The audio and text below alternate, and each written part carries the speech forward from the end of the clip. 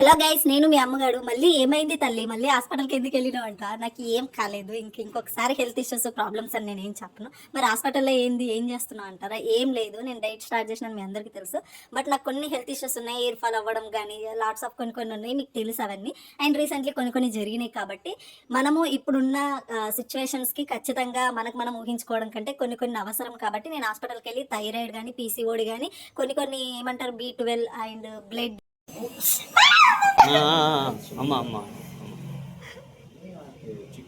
ఇవన్నీ నేను చెకప్లో చేయించుకుందాం. ఒకసారి నా బాడీ ఎట్లుంది, అది ఉందా, మొత్తం షెడ్కి వెళ్ళిపోయిందా, పనికి వస్తుందా పనికి రాదా అని చెప్పేసి ఒకసారి వెళ్ళి చెక్ చేసుకుందామని 6 టెస్టులు చేయించుకున్నా. దాందే ఇది. అవునా, అయితే ఏమన్నారు మరి డాక్టర్స్ అని అంటే, ఇందులో విచిత్రం ఏంటంటే ఇన్ని ఇష్యూలు జరిగినా మన బాడీ ఇంకా కంట్రోల్లోనే ఉంది, ఇంకా సర్వీసింగ్లోనే ఉంది అన్నట్టు. షెడ్కి వెళ్ళలేదు. థైరాయిడ్ కానీ పీసీఓడి కానీ ఎలాంటి హెల్త్ ఇష్యూస్ లేవు. ఉన్నది ఒకటి ఐరన్ తక్కువ అయిందంట. బ్లడ్ కూడా కొంచెం తక్కువ ఉందని చెప్తారు, ఎప్పుడు చెప్పేటి. బ్లడ్ అయితే ఎప్పుడు చెప్తారు.